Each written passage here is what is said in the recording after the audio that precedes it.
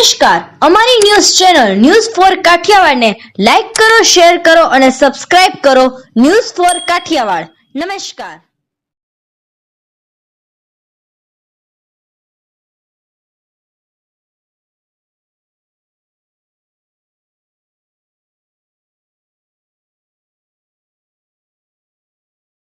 જૂનાગઢ નરસિંહ મહેતા તળાવનું કામ વહેલી તકે પૂર્ણ થવાનું જણાવતા મહાનગરપાલિકાના standing committee chairman Pallaviben Thakar.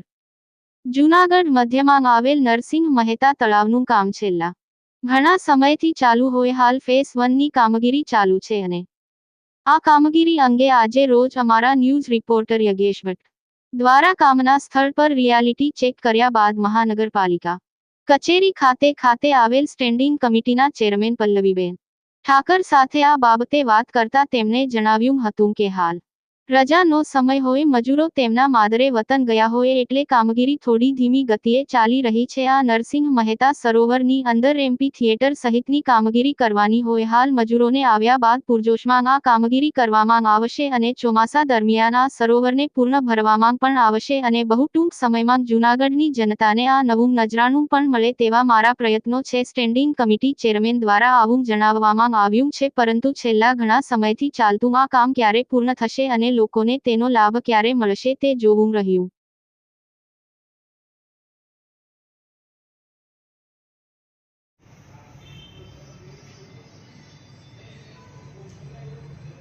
કામ ચાલી રહ્યું છે. આપણે જોઈએ છીએ કે ફેઝ 1માં જે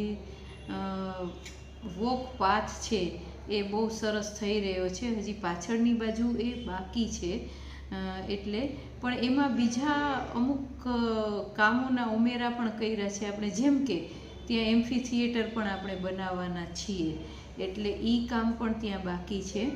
અને અત્યારે લેબર થોડું બહાર ગયું હતું, એટલે હવે એ લેબર છે એ દાહોદ ને ડાંગ બાજુથી જે આવે છે એ આવવામાં છે, એટલે ફરી પાછું કામ છે એ ચાલુ પૂરજોશમાં આપણે શરૂ કરી દેશું.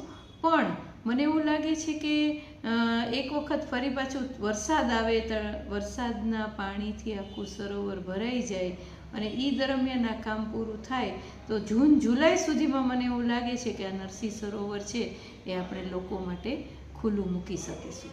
બેન, ખાસ કરીને વાત કરીએ તો ચોમાસા પહેલાં પૂર્ણ થવાની કેટલી શક્યતાઓ છે? ચોમાસા પહેલાં હું નથી કહેતી પૂર્ણ થાય એવું, એટલા માટે કે એમાં બીજું એ ઘણું કામ બાકી છે. એટલે એક વખત પ્રોજેક્ટ ઘણો મોટો છે, સ્વાભાવિક છે, એમાં મતલબ ઘણું કામ હજી થોડું ઘણું બાકી છે. ફેઝ 2નું કામ બાકી છે, પણ ઘણું બધું કામ થઈ પણ ગયું છે. એટલે વરસાદ આવે અને ભરાઈ જાય પછી મને એમ છે જૂન જુલાઈ સુધીમાં આપણે નરસિંહ સરોવર છે એ આપણે લોકો માટે ખુલ્લું મૂકી દઈશું.